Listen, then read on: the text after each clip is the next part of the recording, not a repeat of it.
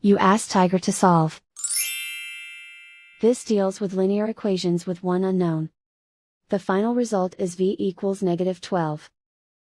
Let's solve it step by step. Simplify the expression. Group like terms. Simplify the arithmetic. Group all constants on the right side of the equation. Add 7 to both sides. Simplify the arithmetic.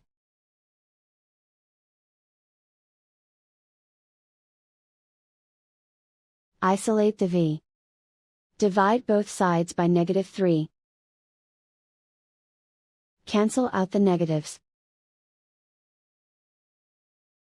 Simplify the fraction. Move the negative sign from the denominator to the numerator. Find the greatest common factor of the numerator and denominator. Factor out and cancel the greatest common factor. And so the final result is v equals -12.